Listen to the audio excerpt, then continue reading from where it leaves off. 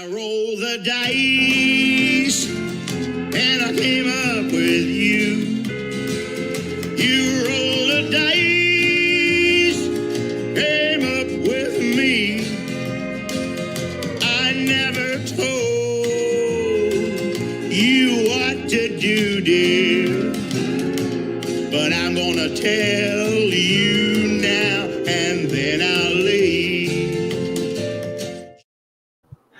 Welcome back to Lady Babylon. This is a special edition. Tonight we're here on business.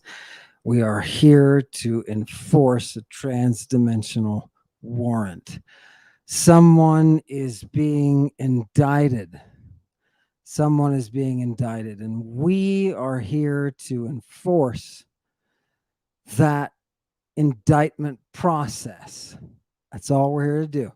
This has to be professional. It has to be straight up. There is no personal interest in this. I will not be profiting. I do not take bribes. Tonight, we will look at the public's interest, and you and I will be officers of the Justice Department that belongs to the Saturnians. Welcome.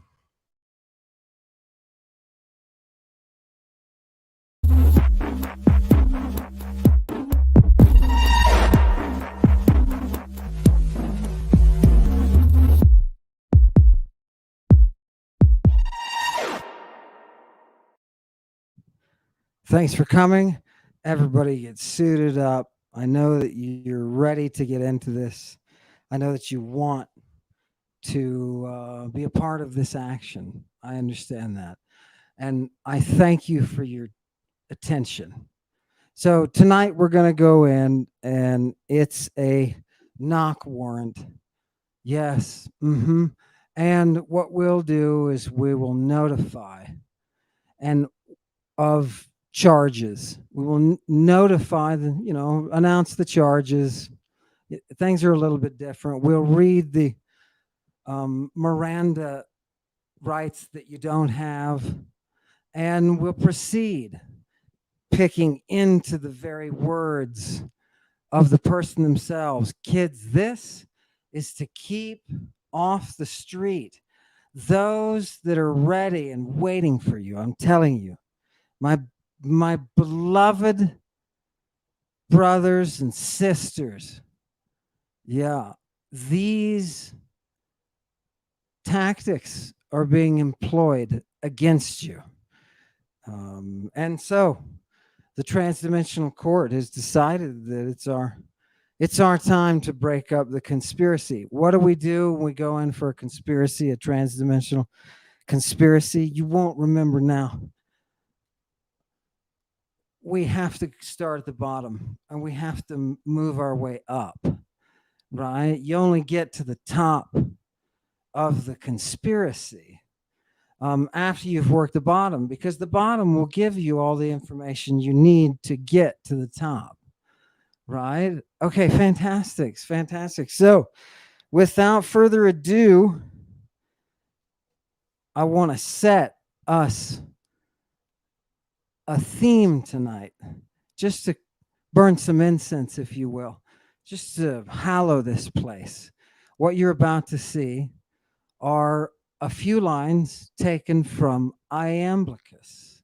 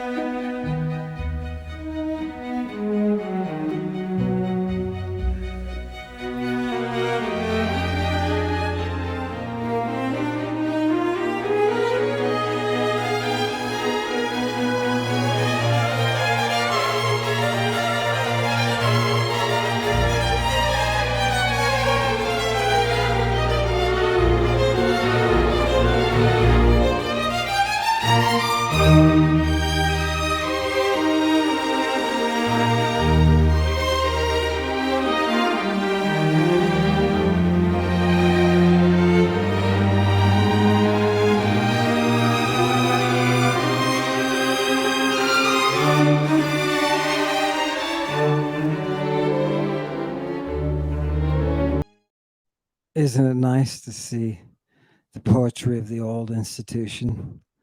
Yeah, it's nice to see that civilization.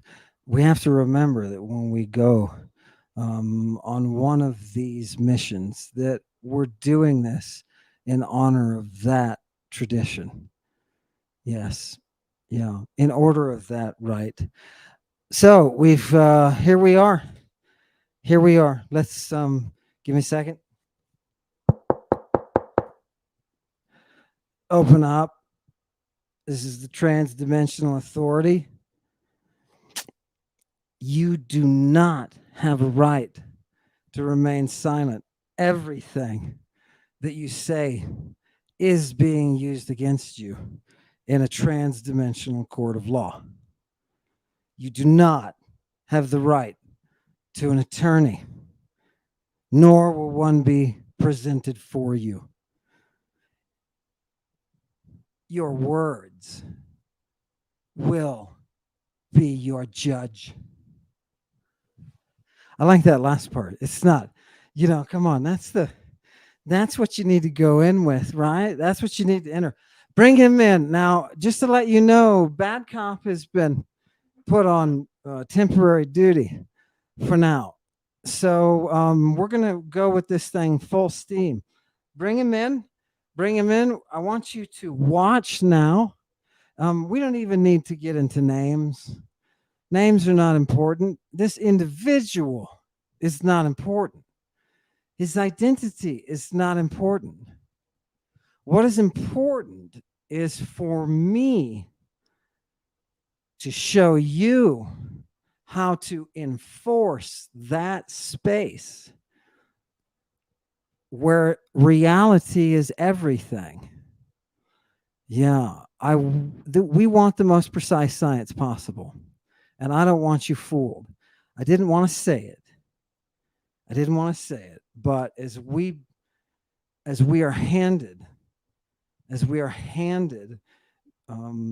this process to enforce, as we find it's our duty as servants of the muse to keep those waters clean, I would be remiss in my duty if I didn't show you what is going on, so that you can find someone that may sound like they're saying good things, but they may end up taking you, which happens a lot. Academics are the worst at this. They can take you somewhere dark. You can end up somewhere dark, and then next thing you know, there's going to be some sort of something dropped into a drink. You're going to be coming to with all sorts of memories that you're not even sure are reality. Yeah, that's what can happen. I am trying to prevent you from falling into the hands of this type of tactician. This is called the Larry Nasser. Yeah. The category of our warrant today is called Larry Nasser. Yeah. Yeah. One who can use deception. One who can use deception based on an appeal to authority. Right? Get that, right? He was a DO. Who was Nasser? Remember, we're bringing the past and the future into the present. Who is Nasser? He's that DO, doctor of osteopathy, who ended up raping a generation of gymnasts. Yes. Yeah. His appeal to them was an appeal for salvation. His manipulations, things that you and I and they know were molestations, right? His manipulations were going to give them, don't worry, don't trust me. I'm the authority, right? He's a DO. I just want to say one thing. I got to sit in surgery in Guatemala, repairing the foot of a young girl that a DO from America had come down to and almost killed. So I was with a team of surgeons. I'm not a surgeon. I was carried supplies, did grunt work. But I was with an orthopedic surgeon who rescued her. Yeah. So MD is to DO as classics is to religious studies. Okay. If we're going to go in and serve this warrant, we have to know our stuff. We have to be well within the transdimensional law. We have to know exactly what we're going in for and what we're doing.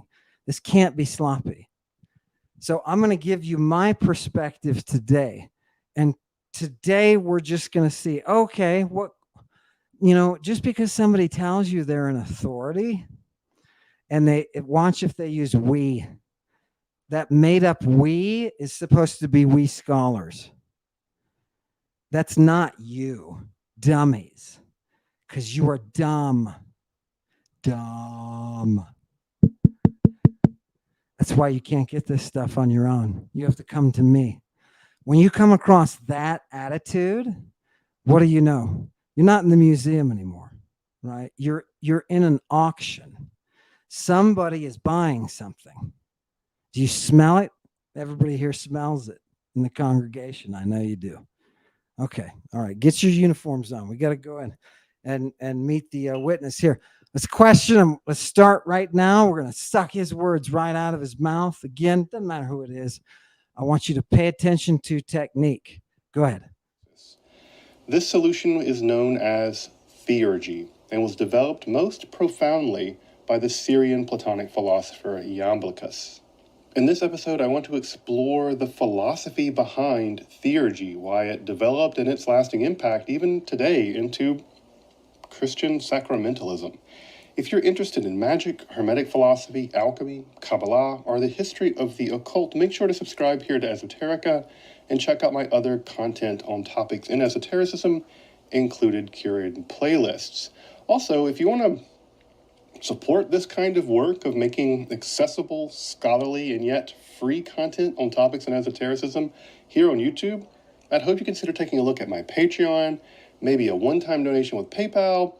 You can use the super thanks option below the video. You can also just buy like a pretty boss black metal Esoterica shirt over at our merch channel, so check that out as well.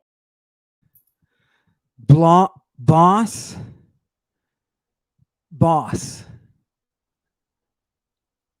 Merch. Is this the sacred knowledge? Is this what to the one that receives the esoteric? Is this what happens? No. You cannot operate the mystery, my friends, and you know you can't. You cannot operate the mystery as a carnival show. That's all you are. If you are selling it, your free coverage of the material, right? If you are selling it, where are the plates? Did we get the where's Paul's buttocks? Just a minute. I'll be right with you, mister. I just got something here. Who is this? It's Paul the Apostle. Take off your pants, Paul. Take them off. No, I said take them off. All the way. All the way, Paul. All the way.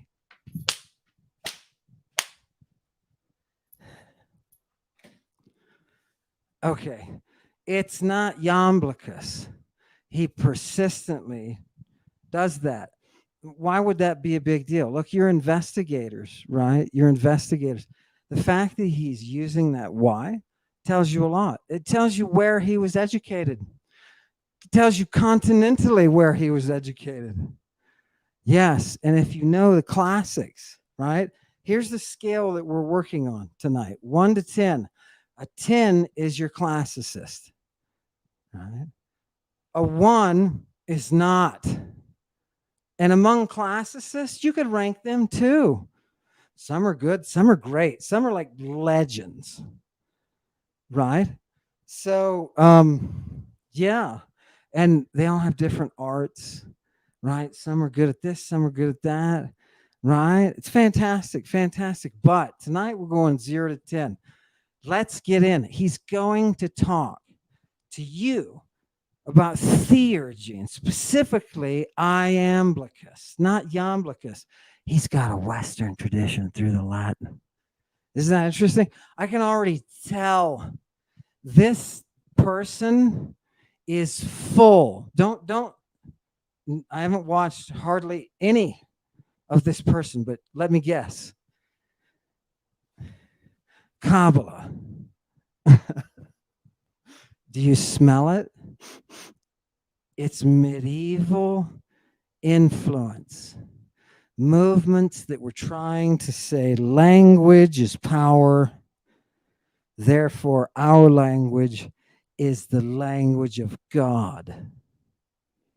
Yeah.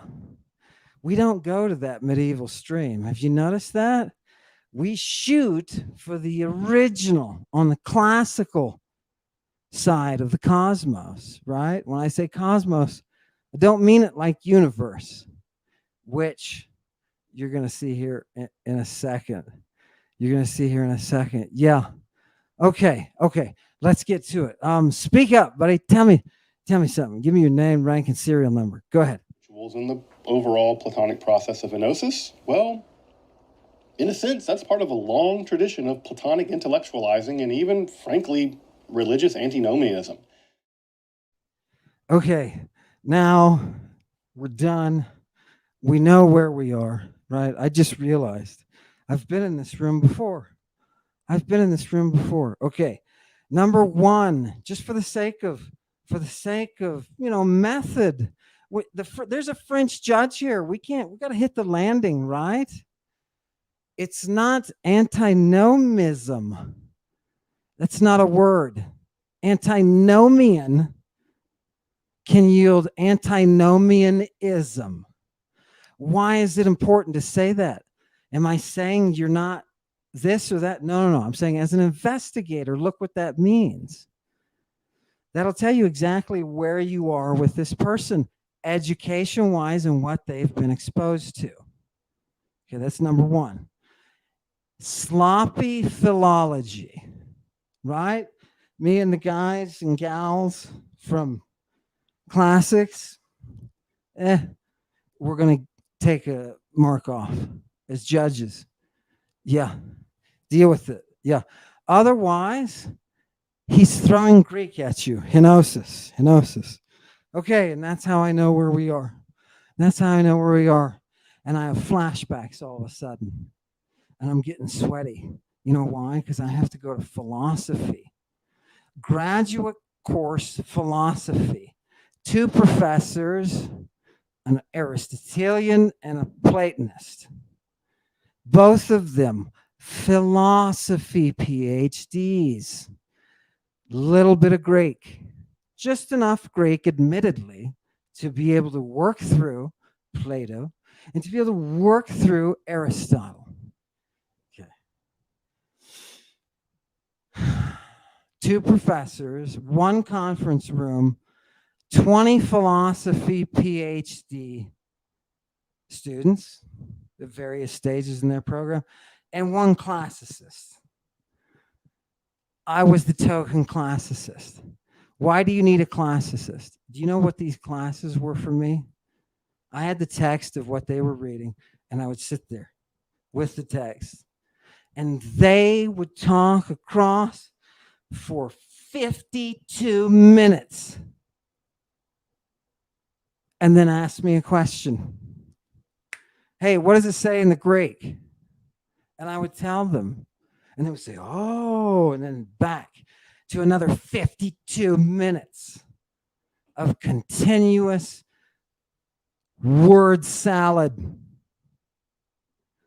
And the whole time, I couldn't help but think, Plato was getting somewhat shorted.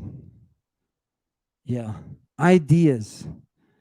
Ideas are not for the museum. I don't want your ideas and you don't want mine. Or I'd be passing around a plate and I'd be telling you to put money in it. I don't want your ideas. You don't want mine. They all suck anyway, right? What do we deal with? We deal with the evidence, right? Can I get an amen? We deal with the evidence. Okay, play him. Give him some more. Speak up, please. Let's hear. Remember technique. We're looking for technique. Go ahead. Honestly, it is not surprising to me in the least that the Platonists were hounded as something akin to ancient heretics by the conservative Hellenic establishment. I mean, Plato was ultimately a cosmic monotheist who held that mathematical principles were ontologically primary. Ditto, Aristotle held that a fundamentally unified, unmoved mover composed of pure mental activity was the source of all causation in the cosmos. Plotinus and Porphyry, more or less, they carried that tradition straight forward, paying some lip service to the traditional cult, but ultimately arguing that only an inward intellectual turn could ultimately prove redemptive. Wait. I'm sorry. That was rude of me. I just kind of drifted off there into my own world.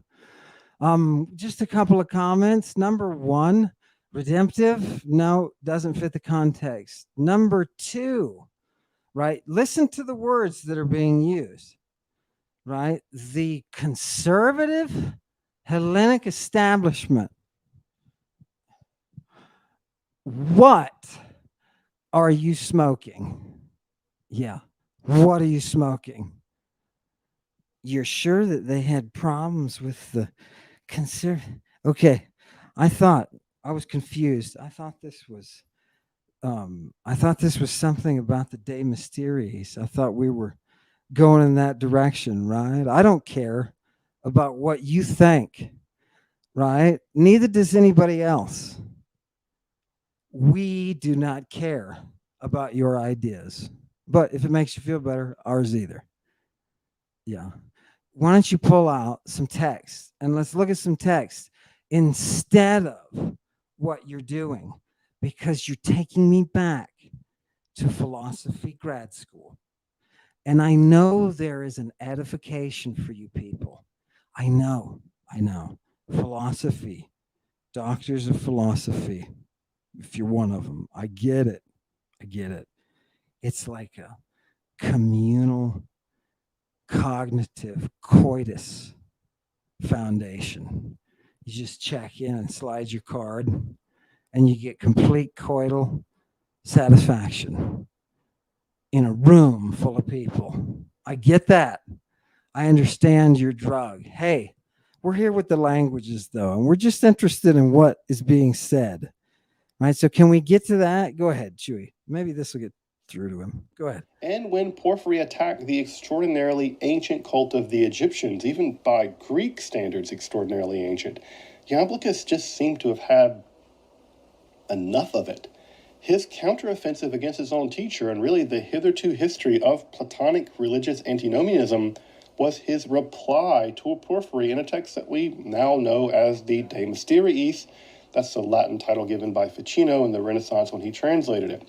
Now, I'm not even going to try to attempt a summary of the De Mysteriis in this episode. It's honestly an extraordinarily complex text, which is just full of philosophical insider baseball. It assumes a sophisticated understanding of philosophy up to that point, the inner workings of debates within Platonic philosophy specifically, the religious and ritual landscape of the time, and the particular elements of Porphyry's mostly lost criticism of Egyptian rituals.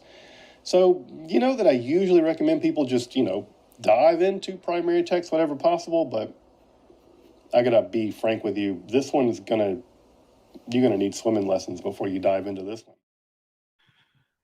Okay. This date is not going well. Yeah. I'm thinking, I know I want to pull out Bangkok, but okay. What was the advice? Kids, when you get any advice to not do something, I want you to know that you should immediately run and do that. This is a satanic principle. Okay. Why? Okay. Is it just me? Tell me. Should we try to pay attention to this? Tell me, guys. Do you feel stupid because he just said that you are too stupid to figure out how to read this text? You are too stupid. And since he's throwing Greek around, surely he must be a classical philologist. No, he's not. He's a religious studies guy. Yeah.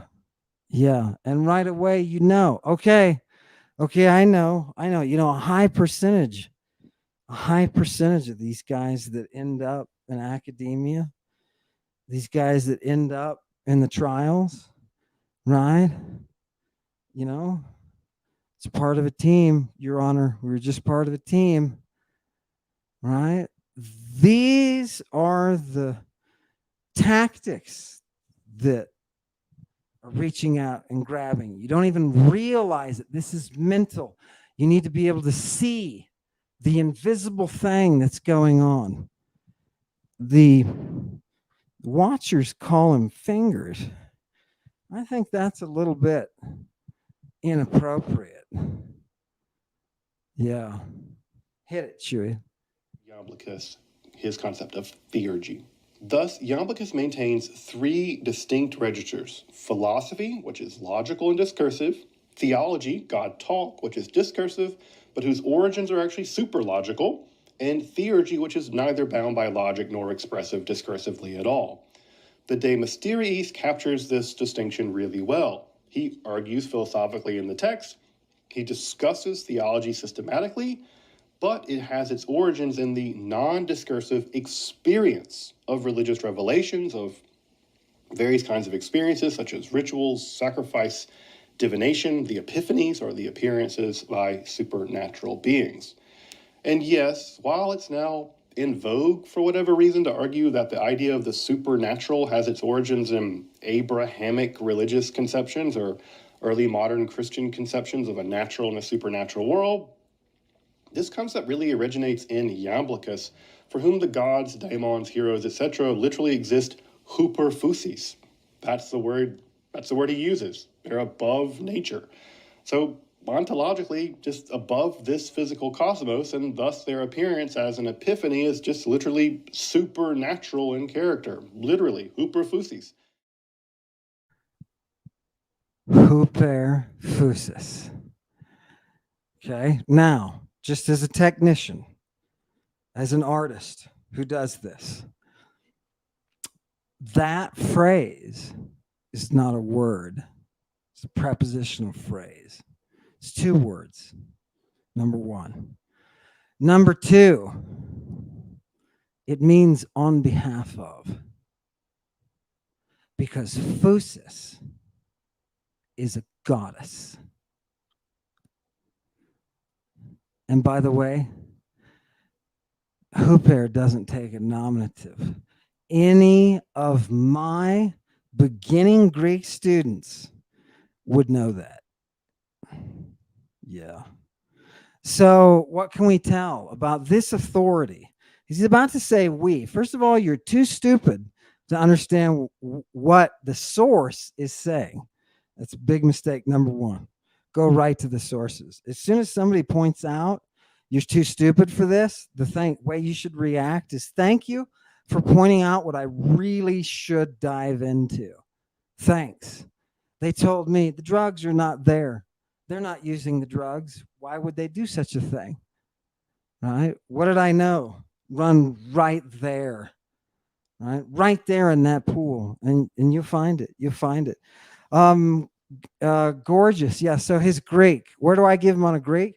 As a full-fledged PhD in classics. Yeah. I would put him as a non-classicist probably philosophy or religious studies. And I would say, despite the fact that his Greek is terrible, his ancient Greek is terrible, despite that, despite the fact that he uses it like a philosopher, philosophers, PhDs, are like people. Imagine giving a lightsaber to somebody who, might use it to, I don't know, turn the oven on, maybe they might try to fix part of their house with it, right? You don't give that samurai sword to a child, right? And that's what philosophy and religious history scholars are like. I'm sorry, but it is. We read texts all day, right? It's just the way it is. You can't get by that. That's our strength. All right. So he's not even on scale. So far, he's like 2 or 3 max, right? And all the people we talk about, I'll give ratings. So, I have to give you my just input. Hit us again. We've got a couple more of these. Hit us again. Not only does this ego-driven, selfish endeavor further enmesh their souls in their bodies, but it also attracts malevolent beings, which seek to further manipulate those sorcerers and goes, often dooming them. The sorcerers and goes, really? It's the same thing, right? It's the same thing. But no, he doesn't. He's throwing at you a Greek word because he's trying to capture the authority. You'll believe him and you'll say, yes, yes. Give me the procedure that will take me to the esoteric divine. Give it to me, is what you're saying, right? When he's got you at that point, when he has the authority, remember, right? The priests have authority. You're not supposed to object. Doesn't matter, right? When parts start burning, and that this is not a place that you should be. It's the authority of the priest or the gymnastics coach, the national gymnastics coach. It's their authority that keeps you servile, keeps you within that service. Yeah, right? That's why he threw a goes at you, because you don't know. I know most of you, I know 99% of you don't do any Greek. I know you don't. I could have just said something that means clownfish, right? You wouldn't know.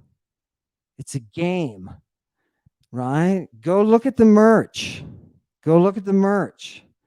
As soon as somebody mentions merch, right? You're right there. So see, this is, this warrant is a public service, right? For her. We do this for her. Okay, give us another one.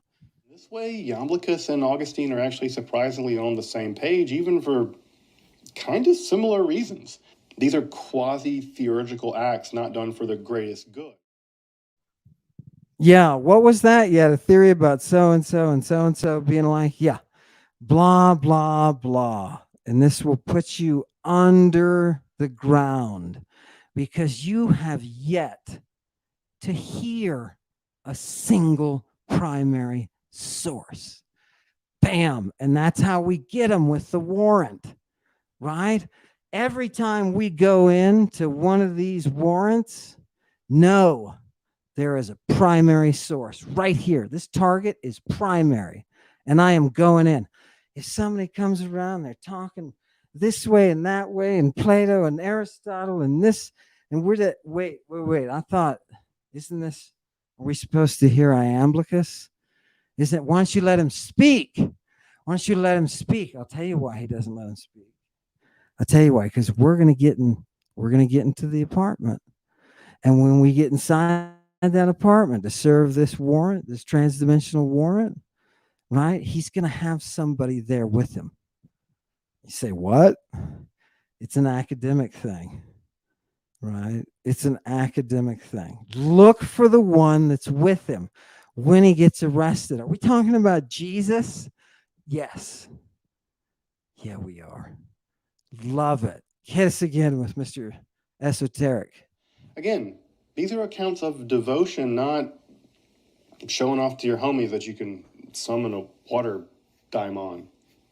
Don't show off your theurgical powers because you will lose them and other daimons will kill you. Yeah, okay. I think that was it was kind of funny. Like, I guess that's irrelevant. This guy can, whoever he is, can, whoever we're watching, can be funny or not. That's irrelevant. Good for somebody to try to introduce a little joking. You know what I mean? That's nice. Kind of like it. I don't know if I'm with his sense of humor or not. Shout out, by the way, to the comedian who's using the material. He's using this material for comedy. That's got to be the most difficult gig on the planet. Nice job. Nice job. The very last thing he said, not the daimon. Do you know what a daimon is? He'll give you some definition. Something Ficino came up with after translating one of the classical authors that ended up being some kind of school movement. Yeah, you guys know how it works. We all end up in the gymnasium. Right. But that word that he used, he tried to make a plural. The daimons. You just made it. This is a violation, linguistic violation. This will get you 5 to 7 in a linguistic penitentiary. What are you going to do by marrying a Greek word to an English S? What is that doing for you? Everybody knows that's not. Everybody in classics knows, right? That's not. So again, what does it tell you? It tells you that he's not good with the sword. He is swinging a samurai sword, and somebody is going to get hurt, right? One of his audience members is going to get a psyche shaving of the psychic lobes, right? I know he's just a kid. He can't swing it very hard, right? But that thing cuts. That's a sword he's cutting with. Yeah, so you may get hurt. All I'm saying is, when we're on the playground, everybody needs to work together to keep an eye out for this type of activity. This is stranger danger. Stranger danger, right? What is the offense? What is the real charge? The charge is a type A felony. Yeah, it's a type A transdimensional felony. Violation of the sacred and honorable space of the muse. This is a violation of the muse? Yeah, it is. It's 63 counts of violations of the muse. What greater teacher would you want than somebody who was that pure cosmic storyteller, whose words, when she sings them, make creation? Yeah, you want that source, and that source is real. That source is not sloppy, right? She gets the crown. The crown is for her achievement, her arete, right? Good Dorian value. Her arete, that's her achievement. That crown is not the crown of England, just a marker for a potentate coming from so. No, that crown is the performance, the winning performance, right? That is coming from the sources that this individual, whose name doesn't matter and who's I wish the best with his career. This gentleman is measuring up to a non-trustworthy source of information. Yeah. Yeah. Why? Okay. This is my field. I am telling you guys from 30 years experience in several universities, lots of papers, right? And a book that was several books, but a book that went to a level of, where the London Times was saying, this is the last wild frontier of classics, right? This kind of research is the last wild frontier of classics. We need to hold this ground, and we're not going to hold this ground as sacred if we're listening to word salads of people that are not properly trained. Yeah, we don't need ideas. Just so you can see the invisible side, and I'm going to play the video one more time, just so you can see the invisible side of all of this. You got to ask yourself, what does the direction take you to? Where do you end up? Where do you end up? If your teacher does not have good technique, you'll never surpass them, which is what every good teacher wants. They want to send that student up on their shoulders up to that next level, right? So, yeah. So, that's all. That's all. We've served. This type of approach has been served for our benefit. Let us stay with those who maintain principles of reason and science and a dedication to the gods, so that we know we will always fall on the side of justice. Always. Let's watch that video one more time, Chewy. This is actual for tonight. This is the one bit of iamblichus that you're actually going to get. These are hidden.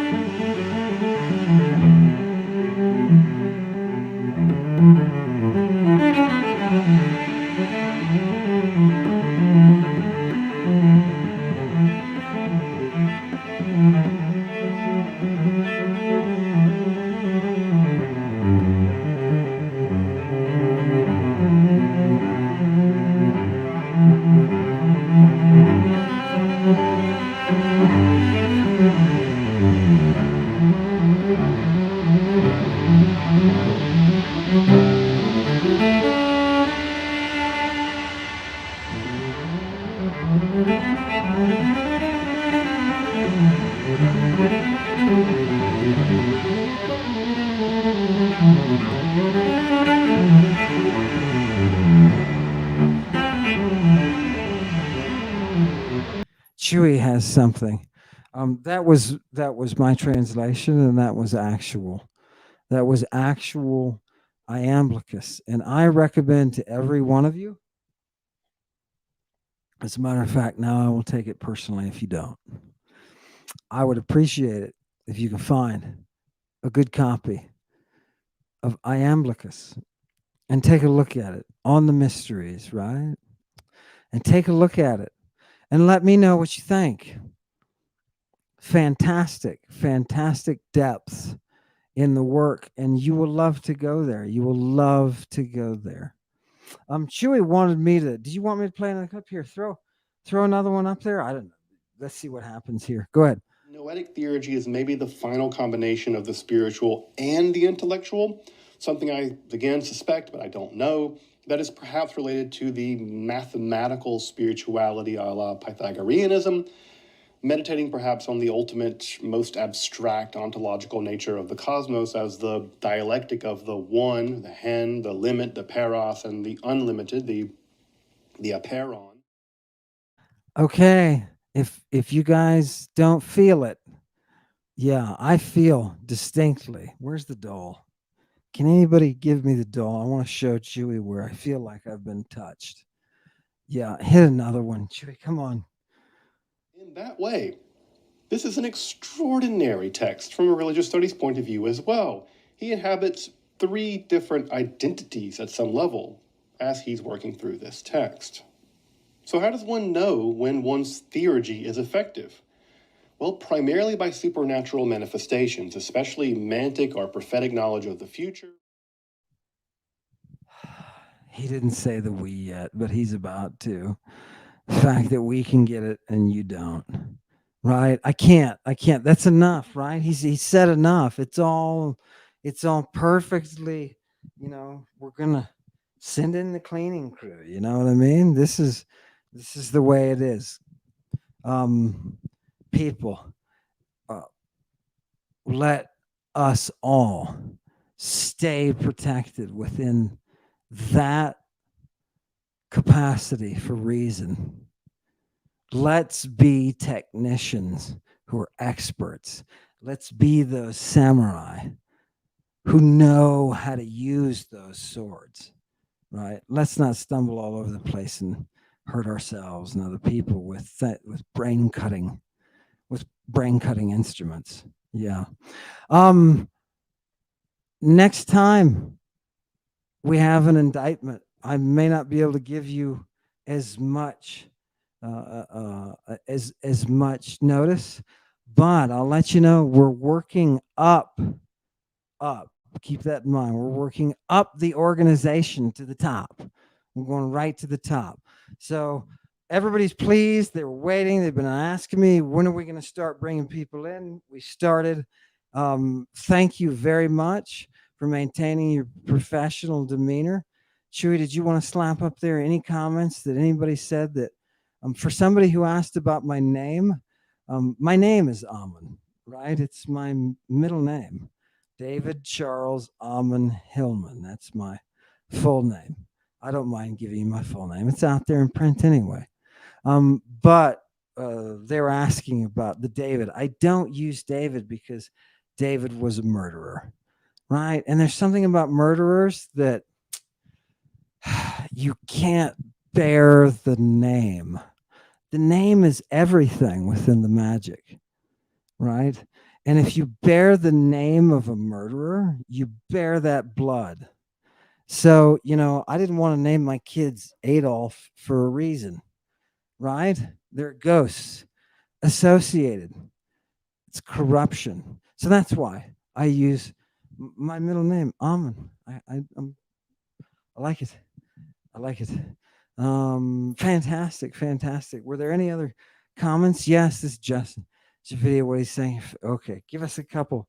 Throw a couple up there. Anything that was really. I wanted people to have I just want to see what were people having concerns about. You know what I mean? Tiny people. Yeah. Okay. Anyway, we'll sort this out. I don't want to waste your time. Thank you very much, and I want to give a shout out to Chewy, who's doing fantastic video work and keeping production going. So thank you for coming to the Cosmic Court. You see how we need to be professional and not approach this as a personal problem. We're not here as psychologists, right? We're here enforcing the dictates of the Transdimensional Court, right? We are the museum. We are defenders. The last line of keeping that connection open. Hail Satan. Just save your breath. Don't bother talking.